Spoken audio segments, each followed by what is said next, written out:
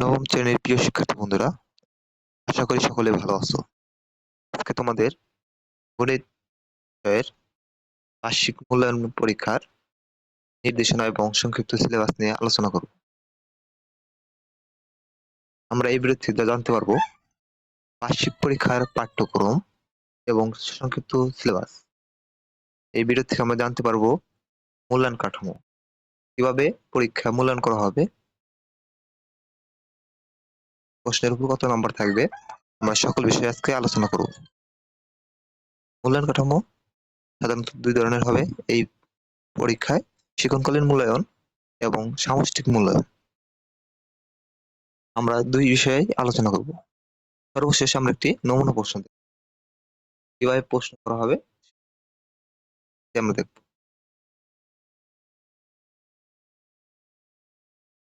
আমাদের সিলেবাসটা কিরকম হবে।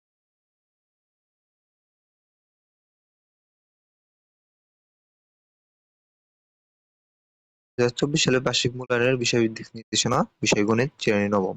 নবম শ্রেণীর গণিত বিষয়ের দিক নির্দেশনা দেওয়া আছে এখানে।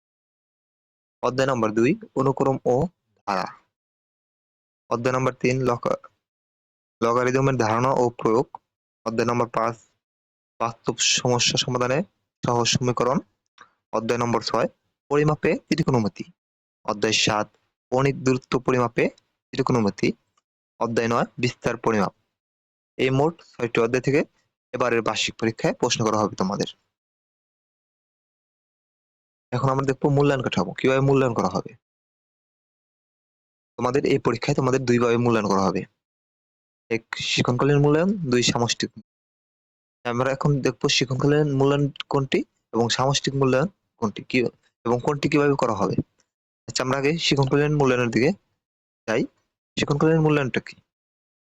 শিক্ষণকালীন মূল্যায়নটা হচ্ছে তোমরা সারা বছর ক্লাস করছো, তোমাদের এই এবং তোমাদের অ্যাসাইনমেন্ট, ব্যবহারিক কাজ, অনুসন্ধানমূলক কাজ এবং শ্রেণী কাজ তোমাদের শ্রেণী শিক্ষক অর্থাৎ গণিত শিক্ষক তোমাদের দিবে এবং এই কাজের উপর নির্ভর করে তোমাদের মূল্যায়ন করা হবে।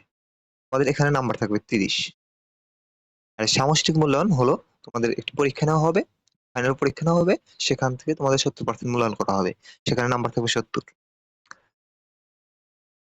দেখি আমাদের শিক্ষণকালীন মূল্যায়নে কি প্রশ্ন করতে পারে এবং কোন ধরনের প্রশ্ন করতে পারে এবং কোন ধরনের কাজ দিতে পারে সে সম্পর্কে আমরা একটু ধারণা নিই। শিক্ষণকালীন মূল্যায়নে আমাদের অ্যাসাইনমেন্ট অর্থাৎ ব্যবহারিক কাজ দিবে, এখানে নাম্বার থাকবে 10। এখানে একটি নমুনা প্রশ্ন দেওয়া আছে। আমাদের শিক্ষক এরকম যখন একটি কাজ দিবে, দেখো এখানে দেওয়া আছে প্রত্যেক শিক্ষার্থী বাড়িতে টবে একটি করে চারা গাছ রোপণ করবে। রোপণের পর চারা গাছটির দৈর্ঘ্য মাপবে। রোপণের পর থেকে 7 দিন পর পর গাছটির দৈর্ঘ্য মাপবে। এভাবে 4 সপ্তাহ মাপার পর প্রাপ্ত দৈর্ঘ্যগুলো দিয়ে একটি অনুক্রম তৈরি করবে। গাছটি 12 সপ্তাহ পরে কতটুকু বড় হবে তা অনুক্রমের সূত্র ব্যবহার করে নির্ণয় করো। এরকম একটি প্রশ্ন তোমাদের শিক্ষক তোমাদের দিবে, এরকম একটি কাজ দিবে। এটি যে দিবে তার মানে নেই, এরকম যে কোনো ধরনের প্রশ্ন তোমাদের শিক্ষক তোমাদের দিবে, এখানে নাম্বার থাকবে 10। তারপরে তোমাদের শিক্ষক তোমাদের আরেকটি কাজ দিবে অনুসন্ধানমূলক। নমুনা প্রশ্ন দেওয়া আছে, দেখো এরকম একটি প্রশ্ন দিতে পারে। প্রত্যেককে প্রত্যেকে আলাদাভাবে তোমার শ্রেণীর যে কোনো 10 জন শিক্ষার্থীর উচ্চতা মেপে গড় ব্যবধান নির্ণয় করো। তোমাদের এরকম একটি অনুসন্ধানমূলক কাজ দিতে পারে, সেখানেও নাম্বার তোমাদের 10। তোমাদের আরেকটি শ্রেণীর কাজ দিবে, হয় দলগত কাজ, একক কাজ, দলগত কাজ এবং তোমাদের পাঠ্য বইয়ে যে শখ থাকে ওই শখগুলো পূরণ করতে বলতে পারে। দেখো এখানে একটি নমুনা প্রশ্ন দেওয়া হচ্ছে, তোমাদের নবম শ্রেণীর গণিত পাঠ্য বইয়ের 148 নং পৃষ্ঠার একক কাজটি শ্রেণীর কাজ হিসেবে ব্যবহার করা যায়। অর্থাৎ তোমাদের বইয়ের 148 নম্বর পৃষ্ঠার একটি কাজ আছে, সেটি তোমাদের দিতে পারে। এটি যে দিবে তার মানে নেই তোমাদের গণিত শিক্ষক তোমাদের তার ইচ্ছা মতো যে কোনো ধরনের কাজ দিতে পারে, এখানেও তোমাদের নাম্বার থাকবে 10। এই তোমাদের শিক্ষণকালীন মূল্যায়ন হবে 30 নম্বর এবং বাকি 70 নম্বর হবে তোমাদের ফাইনাল একটা এক্সামের মাধ্যমে, একটি বার্ষিক পরীক্ষার মাধ্যমে। দেখি আমাদের বার্ষিক পরীক্ষায় তোমাদের বার্ষিক পরীক্ষায় কি থাকবে এ সম্পর্কে একটু ধারণা নেওয়া যাক।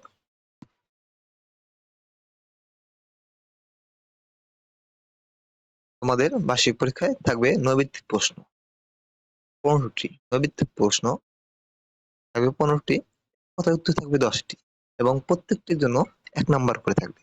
অর্থাৎ নৈবিত্তিক প্রশ্ন থাকবে 15টি, 15 নম্বর, এক কথায় উত্তর থাকবে 10টি, 10 নাম্বার। এই মোট এখানে 25 নম্বর। আমাদের এরপর থাকবে সংক্ষিপ্ত উত্তর প্রশ্ন। তোমাদের সংক্ষিপ্ত প্রশ্ন থাকবে 13টি এবং প্রত্যেকটির জন্য মার্ক 2 করে। অর্থাৎ তোমরা এখানে 26 নাম্বার পাচ্ছ। 26 নাম্বার।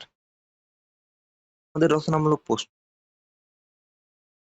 নির্ভর 10টি প্রশ্ন দেওয়া থাকবে, তোমাদের উত্তর দিতে হবে 7টি এবং প্রতিটার জন্য মার্ক তোমাদের 7 করে।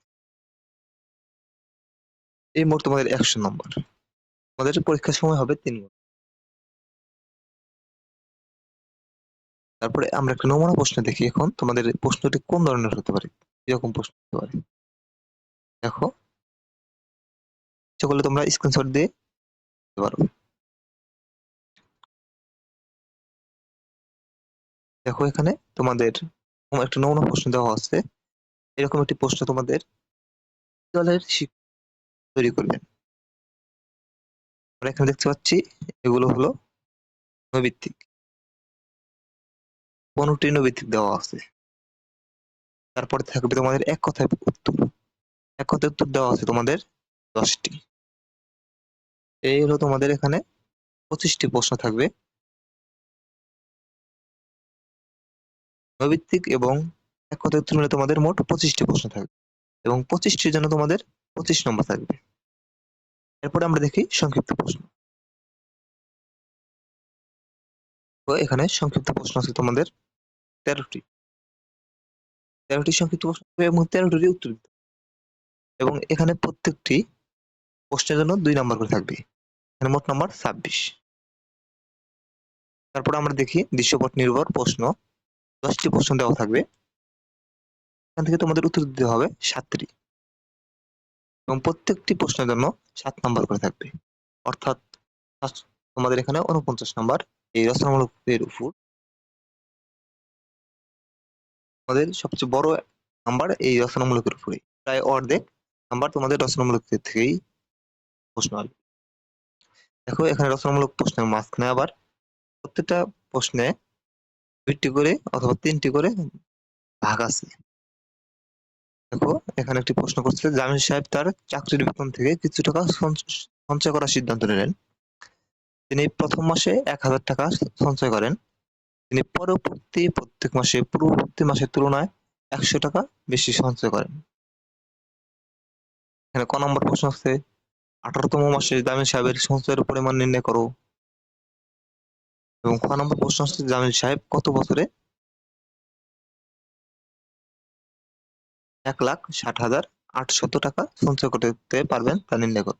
নাম্বার থাকবে তোমাদের 4। তবে প্রশ্নে দেখো এই 2টি অথবা 3টি করে বিভক্ত আছে। ক, খ এবং ঘ নম্বরে বিভক্ত আছে। আমাদের এভাবে 7টি সৃজনশীলের উত্তর দিতে হবে। সৃজনশীল বলতে রচনামূলক। দেখো এখানে তোমাদের সবগুলো স্ক্রিনশট দিয়ে নিতে পারো। এখানে নৈবিত্তিক প্রশ্ন উত্তর দেওয়া আছে।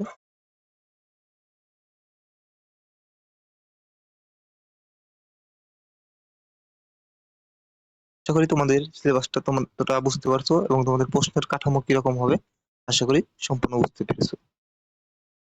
আমার চ্যানেলটি সাবস্ক্রাইব করে রাখবে এবং তোমাদের গণিত বিষয়ের সকল ধরনের ভিডিও আমার চ্যানেলে আপলোড করা হবে। তোমরা চ্যানেলটি সাবস্ক্রাইব করে আমার পাশে থাকবে। ধন্যবাদ সকলকে। আল্লাহ হাফেজ।